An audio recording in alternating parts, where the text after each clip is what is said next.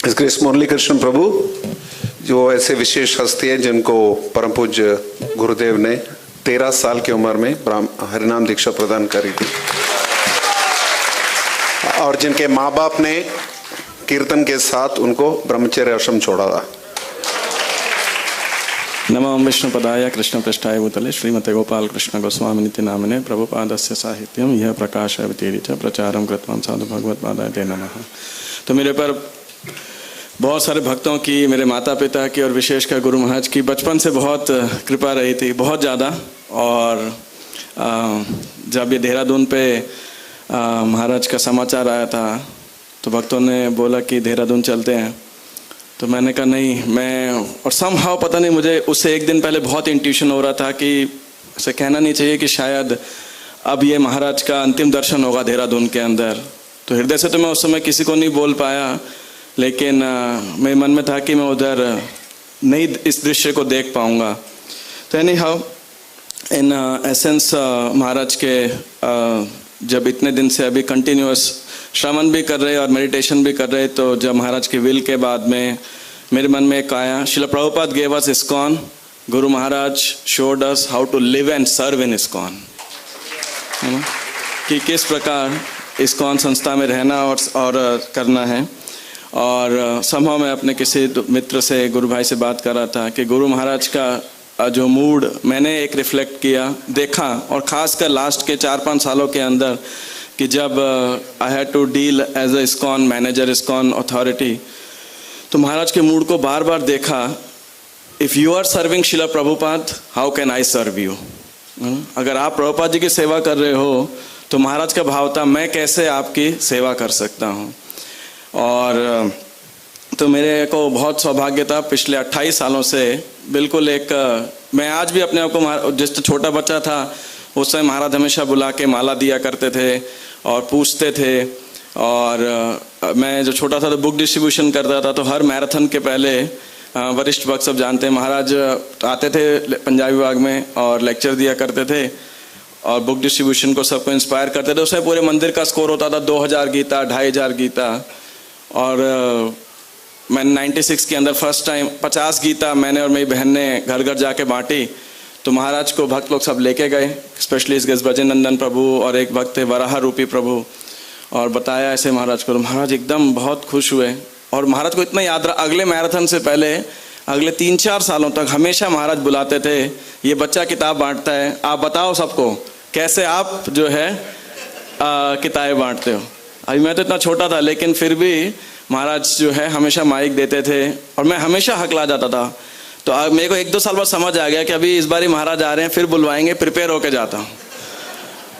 तो और उसके बाद से लेके आज तक समहाउ जितने भी भक्तों ने ग्लोरिफिकेशन दिया, मेरा रिलेशनशिप जितना मैं देख पाया वो बहुत अलग था। मेरे को कभी ऐसा फील नहीं हुआ कि महाराज सब जानते हैं। कभी लगा, क्यों नहीं लगा, क्योंकि महाराज ने कभी ऐसा फील होने नहीं दिया। महाराज हमेशा इतने क्वेश्चंस पूछते थे किसी भी फील्ड के बारे में, जो भी मेरी सेवा होती थी या इन जनरल, मतलब आई डोंट नो बोलूँ नहीं बोलूँ, मैं लिख के तो कुछ और आया था। जब मैं 2003 के अंदर IIT का एग्ज़ाम दिया, 12th का एग्ज़ाम क्लियर किया, स्क्रीनिंग का जो रैंक आया और मैं उसके बाद मेंस का एग्ज़ाम 1 हफ्ते बाद था, लेकिन गुरु महाराज आ रहे थे तो मैंने कहा हो जाएगी तैयारी, कोई बात नहीं, वहाँ से मिलने चलते हैं। महाराज ने देखा, महाराज ने बुलाया और पूछा आपका IIT के एग्ज़ाम के बारे में।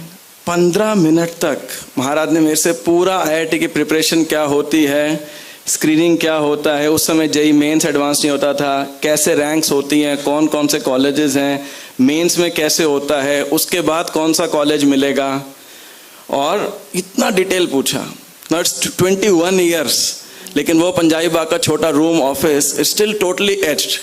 कोई बात नहीं, कितना जब कर रहे हो, कुछ नहीं, कहाँ, और क्लियर होने, एग्ज़ाम क्लियर होने का मुझे बताना। और महाराज, और उस इम्प्रेशन के बाद में मेरे मन में क्या आया कि जब मैं वाराणसी में था, I felt so home sick in the college, क्योंकि मैं बिल्कुल एक शुद्ध कृष्णा कॉन्शियस फैमिली, उस वातावरण से आया, और कॉलेज का इतना गंदा वातावरण, और पढ़ाई तो करना था, कोई डिवोटीज नहीं, कुछ नहीं, सो फ्रस्ट्रेटेड। मैं हर हफ्ते गुरु महाराज को एक मेल लिखता था क्योंकि और तो इतने भक्त नहीं थे उस दौरान, फ़ोन वगैरह होते नहीं थे, इवन घर पे कॉल करना ही मुश्किल होता था। बट मैं घर से ज़्यादा कॉल से महाराज को मेल लिखता था, रिप्लाई कभी नहीं आता था। और रिप्लाई कब आता था? मेरी मम्मी का फ़ोन आता था, तूने महाराज को मेल लिखा है? महाराज ने जवाब दिया है, आपके बेटे ने मुझे मेल लिखा है, उसको बोलो मैं सारी मेल पढ़ता हूँ। महाराज सो केयरिंग है, तो महाराज एनकरेजिंग। तो रेवतीपति पे जो पुणे के प्रेसिडेंट थे, तो उन्होंने मेरे को बोला कि कैसे आपका महाराज से कनेक्शन हुआ। मैंने कहा आई डोंट नो, मैंने कनेक्शन नहीं बनाया। It was always the first step from Maharaj for last 28 years. इतना कि मेरी सिस्टर की मैरिज थी, महाराज को मैरिज का दिन याद था, महाराज ने वीडियो कॉल करके मेरी मदर से, मेरे से, मेरी बहन से बात किया पूरा, लाइक दैट। तो इसीलिए कि आप प्रभुपाद जी की सेवा कर रहे हो, तो मैं आपकी कैसे सेवा कर सकता हूँ।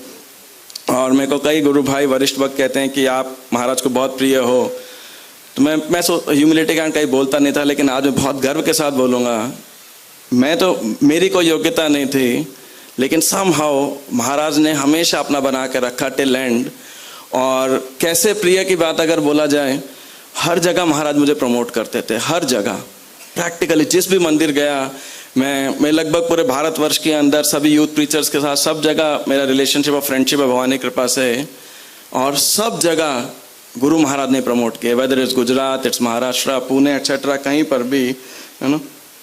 और एक महाराज के चमत्कार के बताता हूँ कि महाराज की पोटेंसी क्या है, तो उसके बाद मैं समाप्त करूँगा। तो जब मैं कॉलेज का नाम नहीं ले रहा हूँ, just because it's live etcetera, I don't want any anti preaching. तो वहाँ पे महाराज ने हमने प्रचार महाराज के मतलब कहने पे भी चालू किया था, और भगवान की कृपा से रिस्पॉन्स मिलना शुरू हुआ। तो हम वहाँ पे सेंटर ढूंढ रहे थे, यूथ सेंटर डेवलप करने के लिए। तो एक पहले छोटा सेंटर लिया, कॉलेज से दूर था, आसपास रेजिडेंट्स रहते थे। तो मैंने चॉइस करके 14,000 रुपये, आज से 2008 या 9 की बात है, एक बिल्डिंग रेंट करी। It was a good amount at that time, ज़्यादा कुछ शुरू नहीं हुआ था। 2.5 फ्लोर की बिल्डिंग थी वो, 2 फ्लोर और ऊपर आधी छत और वो।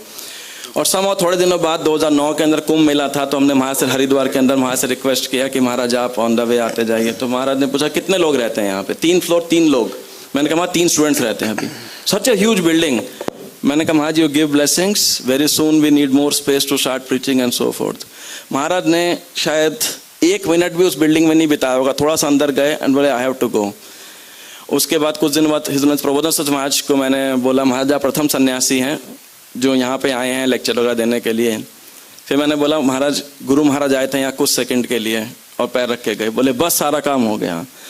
And today we have devotees in so many temples, serving in so many capacities from that college and still serving and going on, like that. मेरे प्रबोधन महाराज ने बोला महाराज के चरण कमल पड़ गए यहाँ पे, बस अब आपको चिंता करने की कोई आवश्यकता नहीं है। सो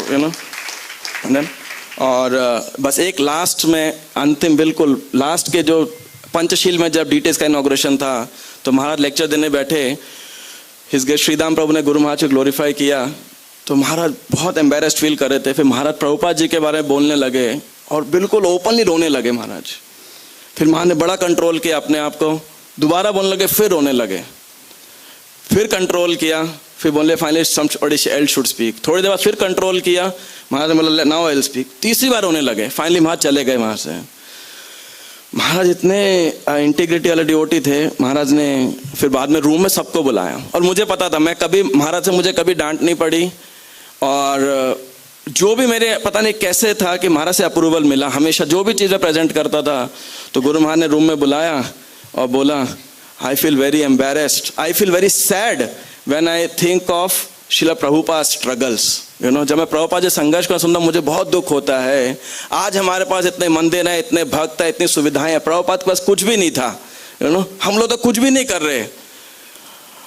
महाराज ने ऐसा बोला, मतलब तो फिर मैंने उस दिन से ठान लिया। मैंने फिर महाराज को ग्लोरीफाई किया। मैंने कहा नहीं महाराज आपने ये किया, आप प्रभुपाद जी के सच्चे शिष्य हैं। उस दिन से लास्ट मीटिंग तक मेरे को हर मीटिंग में बस मौका मिलता था, मैं गुरु महाराज को ओपनली ग्लोरीफाई करता था। और मैं महाराज के मंदिर, महाराज डिसाइपल्स, महाराज ट्रेनिंग ग्लोरीफाई करता था। महाराज का गुणगान महाराज के फेस पे करता था उससे पहले, और महाराज हमेशा सुनते थे। और कम से कम आधे दर्जन इंसिडेंट्स मुझे याद हैं। महाराज कुछ रिप्लाई करने लगते और हर बार इमोशनल हो जाते हैं, हर बारी। और मेरे पास नेचर था, हमेशा फैक्ट एंड फिगर के साथ बोलता था और किसी का नाम लेके बोलता था। Maharaj Kamal Lochanpur told this, Maharaj Radheshyampur told this, Maharaj I went to Pune, this was happening. तो महाराज रिफ्यूट भी नहीं करते थे, हमेशा गुणगान प्रभुपाद जी को, कभी अपने डिसाइपल्स को, और कभी गुरु भाइयों को, कभी भगवान को। और हमेशा महाराज इमोशनल हो जाते थे, फिर बोलते थे आई एम सॉरी, है ना। और that was the most cherish moment for me कि उनका प्रभुपाद जो कितना प्रेम था। So I beg all of you and I resolve on this day that guru Maharaj I will definitely try to follow in your footsteps. जो ट्रस्ट आपने put किया, although I am completely unqualified, but definitely I will try my best to follow at least somewhat in your as stated by in your will. Hare Krishna. Gopal Krishna Goswami Guru Maharaj ki jai.